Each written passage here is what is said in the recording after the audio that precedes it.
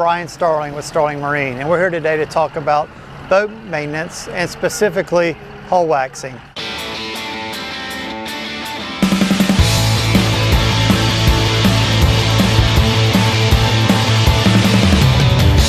Now follow along as we have one of our trusted partners that can go in depth in the process of properly waxing your new regulator.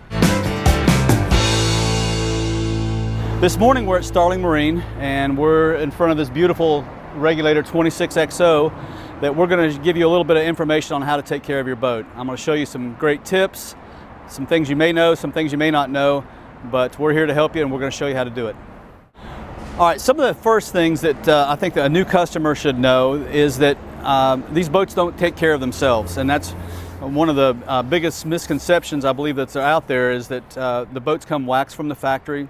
No boat does, and that you can wait a year or so to take care of it, and that's just simply not true. There's a lot of things that can immediately start to wear on your finish of your boat, and Mother Nature never takes a break. That's one of the things I tell my customers all the time. You may not be on your boat, but Mother Nature always is. Everything from spraying the boat off with a water hose and not drying it to leaving salt and dirt on it will affect the finish and degrade that over a period of time. All right, we've got the boat properly washed, and so we need to make sure that we've properly dry it, and we're going to use a synthetic chamois. If we've got any scuff marks or areas on the hull that need to be cleaned up, we're going to use acetone and this terry cloth towel. We'll begin our initial wax phase.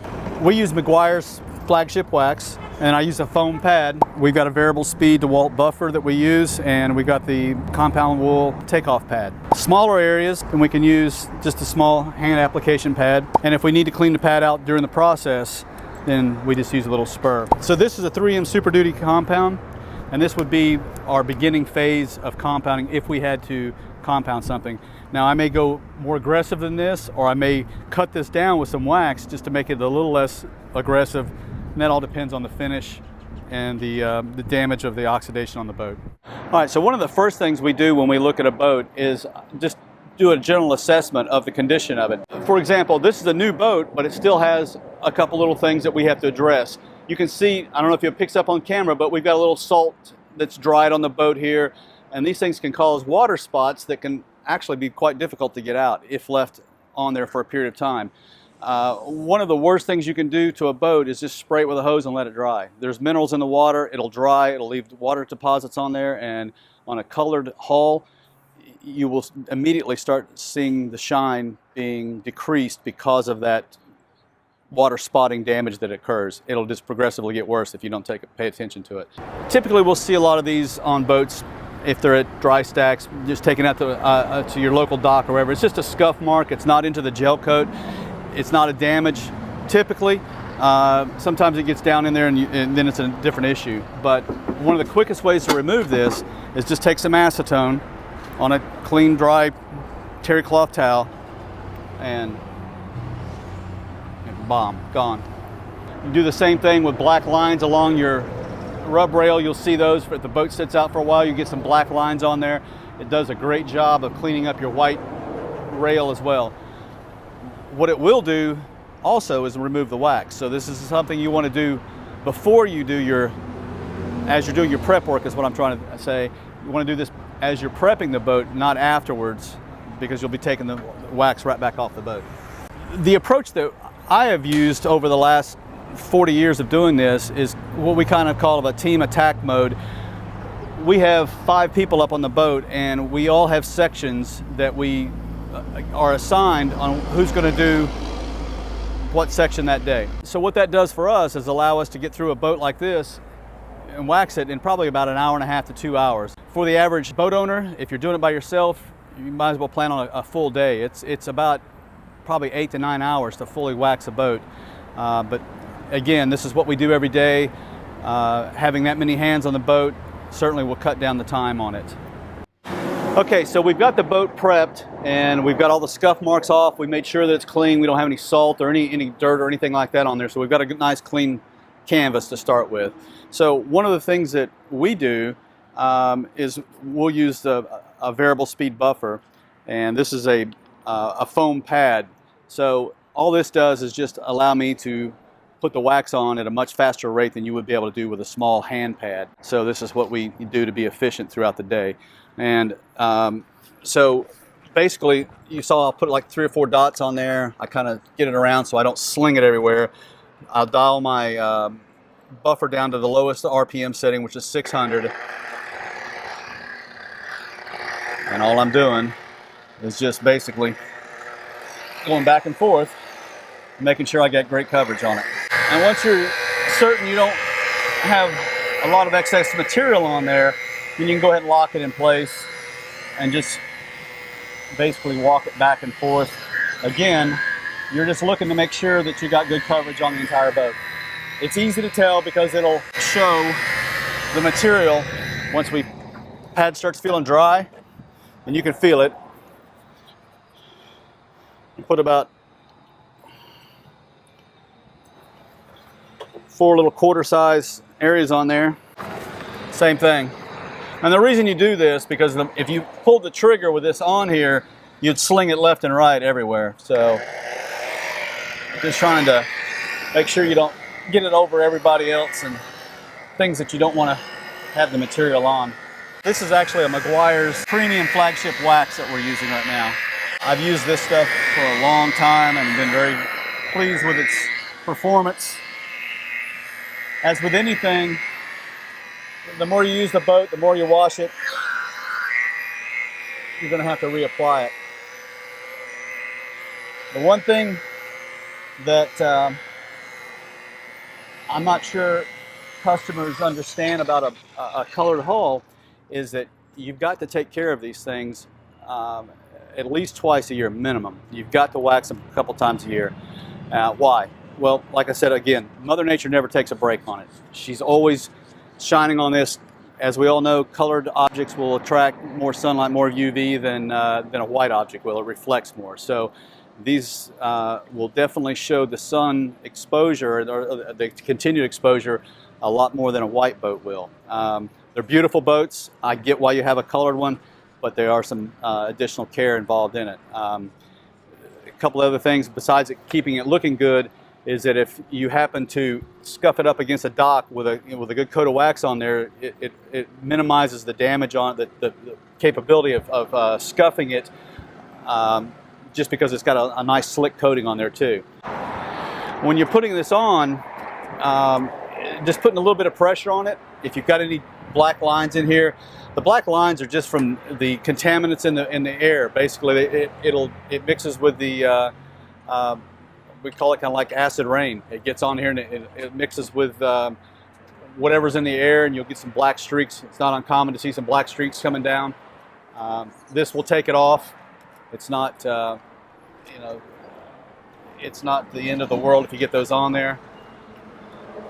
Do the same thing on the rails. Just don't try to gob it in there, because the more you do, the more you have to get it out. So just do a light coat like this. In a saltwater environment, there's never a break. And so even if it's sitting on the lift, if it's sitting in a dry stack, there's still salt air coming in and out of it, so it's always exposed to it. And once we have this applied, sitting out here in the sun, it'll dry up here really quick. Now, on a new boat, this is the technique we use. On an older boat, for those customers out there that have older boats, you can't let it dry on the boat. And that's probably a different video, but as boats get older, the fiberglass gets more porous. And if you let it sit on here and dry on there, you'd have a very, very, very difficult time getting it off. A couple of things that I'm often asked is that my boat's a little chalky, will it buff out? And the answer is yes. We can do everything from wet sanding a boat, which is extremely expensive, all the way down to doing compounding, and then obviously waxing.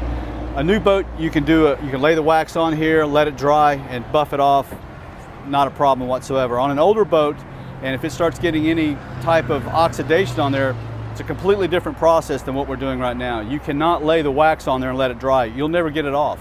You'll spend all day trying to get what you put on there to get it back off and look presentable. It'll actually look probably worse by doing that, because the fiberglass will grab it and hang on to it, and it makes a mess of it if you don't know what you're doing. what we're doing now, I'm switching from my applicator pad, then I'm coming to a wool compound pad. It screws right on, and this is just a pad cleaning tool. It looks like a little spurs off a cowboy's boot there. And all this does is just get any dried material that's on the pad out of there. This is basically a brand new pad. I just used it for the first time yesterday. All right, and so what we're gonna do, then I'm gonna dial my, I'm gonna start at probably about 1200 RPM on there. Don't put a lot of pressure. You see I can just do it by one hand. And that's about the amount of pressure. You don't want to get, all into the boat. Questions I'll get asked a lot of times, can I burn up the boat by doing this? By doing this, no. If you had a compound out here and you're doing this and you really laid into the boat and just sit there and held it, you could. You could burn a stripe up really easy. If you're going across your vinyl graphics, you can see I can go across it all day long, won't hurt it at all. But if I edged it up and held onto it and pushed into it, I'd burn the leather right off of it. You don't have to be afraid of it. You just got to know what you can do. I will say when you're running one of these buffers, is that you've got to be really careful. Don't have any necklaces on, don't have any wires hanging down, don't have anything at all. If you're a young lady, you've got long pony hair, don't let it get around this thing, because I've seen it grab things, and we've had a couple incidents where we've gotten hurt by an outrigger wire coming down here and getting caught up in this thing. So just keep in mind this thing's spinning and it will grab whatever's in its path. All I'm doing is basically got my feet shoulder width apart, and I'm just staying in that power zone right there. What you don't want to do is get way out here like this. It's a great way to pull a muscle. You're not going to have a lot of control over the buffer. So if you keep in front of it and just work kind of side to side movements at about that speed, you'll be just fine. In the beginning, we talked about making sure the boat's clean and you've got a clean surface area to start with. What you don't want to do is have water or anything, water dripping down into your work, because it will make your job a lot harder. The water will pick up and it smears and it'll leave a haze on there.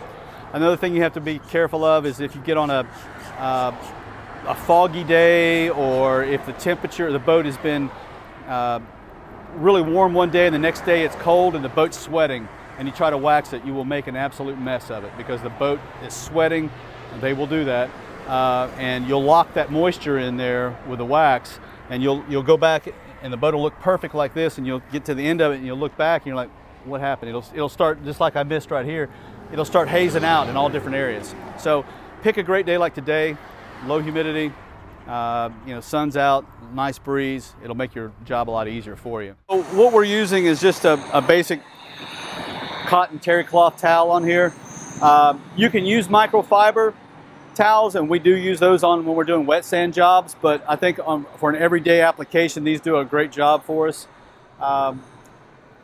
What we always teach is to take the towel, fold it up like this, and make a pad when you're taking it off. If you use this with the palm of your hand, you'll get a much better product than you do if you're taking the towel and you're using your fingers all over the place, because your fingers are pressure points, and all they're going to do is leave little areas that you have to come back and try to take out as well. So, and then also by doing this, is that you've got 8 sides to the towel, so you can do this. When this gets loaded up, then you switch it, and you constantly making the towel more efficient, and not just going through 100 towels in a half an hour. All right, so here what's happened is when they took the boat out, they've probably run it across. You see the rub rails on the side of the dock, the little white bumper guards that are on there, and those are there to cushion the boat, but they're not there for you to just kind of drive the boat along, because they'll typically scratch the boat up. They can have barnacles on them. They're not always soft. They can be really hard. And you see what's happened here. It's actually got into the lettering. I mean, is it the end of the day? No, we can certainly fix that. And you see what I'm talking about. The water running down here will cause me a problem on doing things. But again, we're just taking a little bit of acetone. Don't get crazy with it. and I'll take it off, and then I'll come back with a little bit of polish, and it'll take out that haze that's on there. Things you don't want to use acetone on, don't ever use them on a decal. It'll take it right off. It'll make the decal either vanish.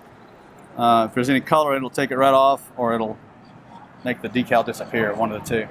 All right, so when we get done, we'll take just a little bit of polish, and we'll polish that out, and it'll be as if it never happened.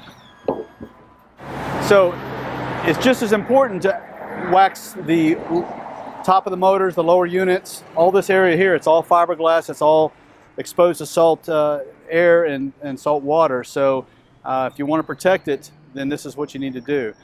We also go underneath the swim platform, do the metal under there, make sure the boat's completely protected and also looking good. Okay. All right. So when we get up here to the console, there's a little more things that we need to be attentive to make sure that we don't make a mess of things. And obviously on the newer boats with the big flat screens, we don't want to wax across these screens. Garmin has some proprietary cleaners, and usually the best cleaner on this is just a little bit of water on a soft microfiber towel, and you wipe that off. So, but what we can do, we wax all the top here. We stay away from anything that's black, these black plastic. If you get it on there on a new boat, you can get it off. If you get it on an old boat, it's going to stain, it's going to look white. It makes you look amateurs. So, we train our people not to, to get that stuff anywhere near. We'll cut up here, and then you can take your towel and come around it. So keep it off of all your black trim items, your radios, the older boats that have the black toggle switches. You don't want to get any of that in there because it'll really look terrible. You can take on this real pretty finish we've got here on the regulator. You can wax this right here and then just come right across it on the side, and then obviously take that off and keep that protected. But again, keep it off your radio screens, your navigational screens. It's just not a good thing to do there. The drink holders here, it's not uncommon to get a little rust or discoloration here because you put a drink in there, it sweats, it's constantly getting wet. So just a little bit of compound, like we talked about earlier, will clean that right up. Compound on metal, a great cleaner. You can just come around here and do the entire steering wheel if you had any surface rust. One thing about stainless, customers will ask me a lot, well, it's got rust on it. And I said, well, stainless means it stains less. It's not stain proof. Okay, so it will rust and it will get discoloration. So using a little compound, coming back and following up with some wax on there, it'll take great care of it. And again, when you wash it, don't come in here, spray it with a hose, and then think you've done something and walk away and feel good about it, because it will dry and you'll have water spots all over your windows and it will make a mess of it. There are times when we cannot get the water spots off the windows. They get etched into the glass and they're there. So if you see this boat here, this is I believe this is about a year-old boat that's being resold to a customer. The windows look spotless. We were able to get the water spots that were on there out, and we've got a nice coat of wax on there. But again, I harp on this because I see it all the time, where you get a brand new boat, I come back a month later to wax it, and I'm like, what have you done? Do not spray it with a hose and let it dry. Take the chamois it down. Doesn't take a few more minutes, and it's a much better thing to do for your boat. Up here on the hard top, it's all smooth, so you can wax all of that. If you have starboard is just a fiberglass, the rough fiberglass insert or stuff that they'll mount electronics to. This is smooth. It's a finished on the regulator. They do real fine finishes, so this can be waxed. If it's the starboard, then you don't need to wax that. It's kind of you'll know the difference. It's a rougher feel. You can do the powder coating on the frame. Highly recommend waxing that. All this does is just protect it from having any. You could have some salt intrusion in here, and if it gets behind this and starts lifting it up, then you got a lot of problems and a lot of maintenance issues down the road. A little preventive maintenance goes a long way on these things. All right, so we're on the front of the boat here, and the same thing up here. You can wax all of this glass area. In fact, as we talked about on the other side, I definitely want to do that. It keeps the water spots off there. Same thing with a hard top underneath it. Perfect opportunity to get this nice and waxed and protected as well. Same thing with the hard top. One of the most neglected items on a boat is these smooth hard tops. Customers just do not get up there and take care of them. So typically when they come in, we have to compound them, and it gets expensive. the gel coat gets neglected, it gets burnt, and then we have to compound it out and try to restore it. So working your way down from the hard top around here, waxing all this areas. If you happen to get a little wax on the seat, it's not a big deal. Just take it and wipe it off. It's not going to hurt a thing. Okay. Same thing coming down here on your frames on the inside here. There's got some metal in here. We always take some little compound and wax and do the same thing on the inside of here. If you don't do that, you'll start getting some rust on here, and then it'll rust down, and rust will get on your seat cushions, and then you start having issues. One of the questions I've been asked in the past, and there's some funny stories about it as well, but can we wax the non-skid? And you can put a woody wax on there, but we don't wax the non-skid with a traditional wax for a couple reasons. One, because you'll never ever get it all out of this diamond shred. It would be in there forever. And number two, the idea of this is a non-skid. You don't want it to be slick. So what can you do to keep it looking fresh? Woody Wax has a product on there that you can follow the directions, and you get the deck wet, you put it on there, you scrub it in, you let it sit for about 30 minutes, and then you rinse it off. And that does a really good job. It also helps if you're out fishing. It makes the deck a little slicker, so it cleans up a little easier. What you don't want to do. Years ago, I had a customer that had a deck just like this and wanted it to look shiny, and he wanted me to put Mop and Glow on it to make it look shiny, and I strongly tried to talk him out of it, and he insisted. We did, and then he called me back and said he almost killed himself because he couldn't even stand up on the boat. So don't ever do anything like that, okay? It will make it look shiny, but it'll be like a roller skating rink on the boat, so you don't want to get hurt out here doing it. It's non-skid for a reason. It's safe. When we're doing the top of the boat, like I said, it's very important to wax the top of this too if it's a smooth top. So when we're up here, you also take the opportunity to wax these horns, any of the metal work that's up here. Your FLIR unit, if you're equipped with one of these are very expensive accessories, so you can wax the outer housing of this. Again, just be careful. Don't get careless with slopping the wax all in here. But if you just take it and run it around and take it off, it protects the unit. What you don't want this to do is it sits out here and unprotected. It will dry out and it'll get chalky looking, and it'll just look old and tired. And same thing with your antenna bases. So when we're up here waxing it, we'll go ahead and do these, the mounts and everything, wax those and make sure that those are all protected too. You'll start to see salt, a little bit of salt exposure on these probably quicker than anything else, just because they're up in the air a lot and they're often neglected. So take a little bit of time and take care of those, and they'll look like they are right now. Another area that it's one of these things that you can do, you don't have to do, but the live wells or any of your fish boxes that you want to make easier to clean, then just put a coat of wax in there. It'll make the blood and all the fish byproducts come off a lot quicker. Just keep in mind, if you spray degreaser in there, then you're going to have to repeat that process. But a lot of times for customers that request it, we'll go ahead and wax this inside as well, and it certainly makes cleanup a little bit easier too. And again, don't forget your rod holders back here. All this back here needs to be waxed. So if it's hard, fiberglass, metal, anything like that, Lexan doors, this all benefits and is protected by a wax application. For the larger boats, like this beautiful 31 regulator we have, there are some things inside of the cabin that you can also do. You can take, there's a product, a spray wax product that you can use on the interior fiberglass of there. It's not as critical to wax everything in there just because it does not get the sunlight and UV exposure that you would typically find on boats that are exposed outside. You can do the same process in there if you want, but again, you can use a 3M spray wax on there. You spray it on, you just wipe it off, and do the same thing there to take care of it. The sinks and the fittings in there, it's a good idea to put a coat of wax on that, because typically what will happen is you come in you're out fishing, you got salt on your hands, you grab the handles, and you got salt on there, and that builds up, that's on the finish, and then it can cause some issues. So just some little common sense things there will help extend the beauty of the interior products that you have.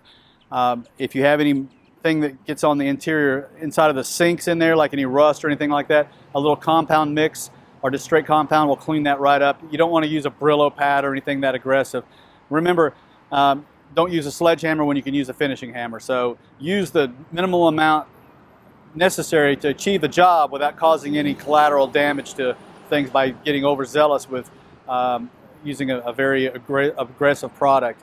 And again, do not use magic erasers on anything fiberglass whatsoever. It will take the stain off, but it'll leave a big scratch mark on the boat as well.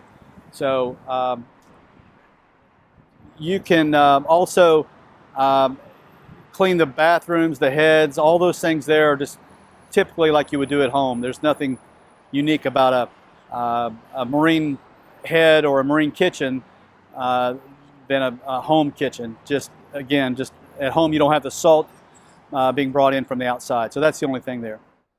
Okay, so we've got the boat waxed now. Now what do we do? I don't know what that So the biggest thing you want to do after you've got the boat finished is to make and properly waxed, is to make sure you take care of it properly.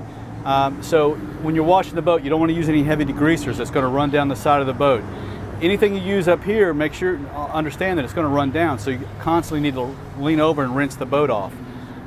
Don't ever rinse the boat off with a hose, as I said before, and just let it dry on there by just air dry.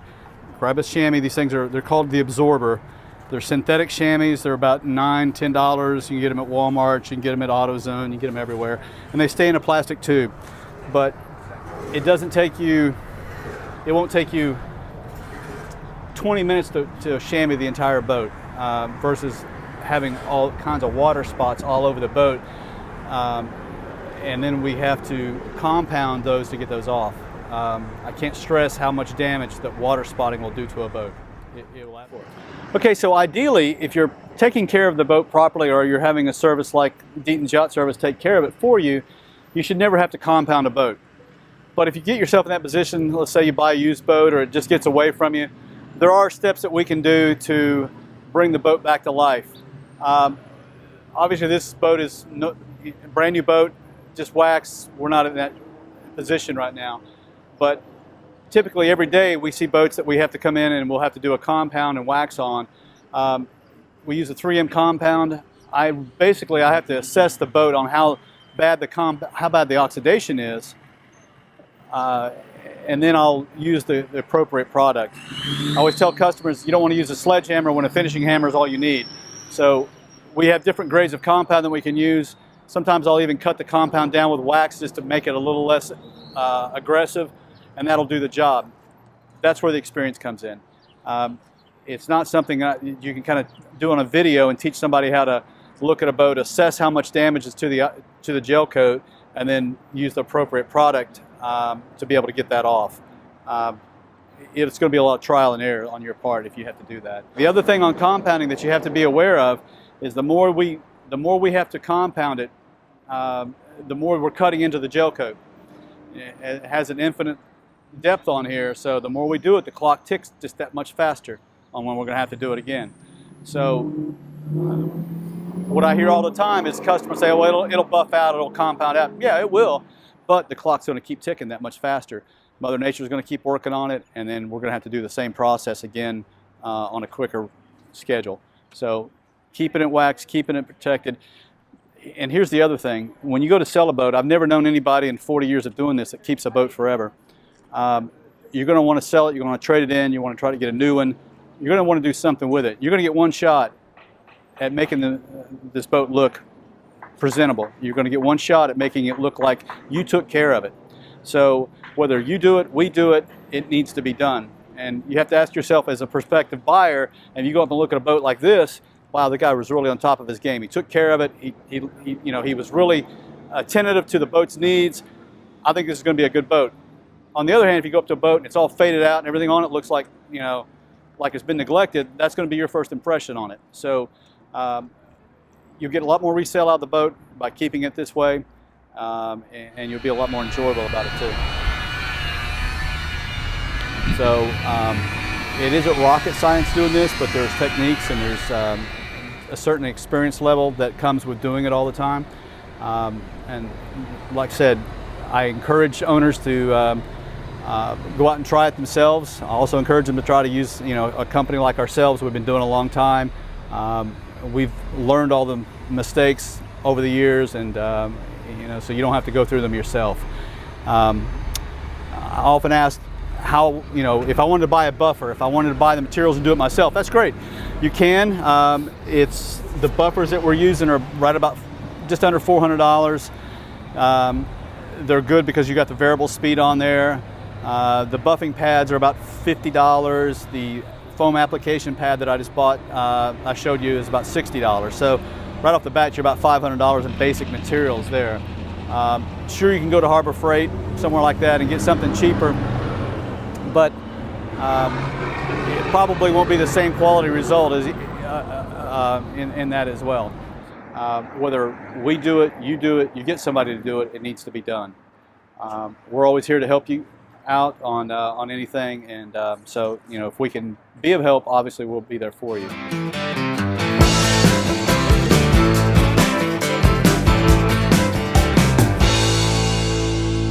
Hey, we want to thank you again. We really appreciate you taking the time to watch our video. We appreciate Jeff and his team showing us how to professionally wax and maintain our boat. As always, we would encourage you to reach out to your dealer who can help you in scheduling and coordinating that professional service to be done to continue to maintain your boat properly and get the most out of your investment.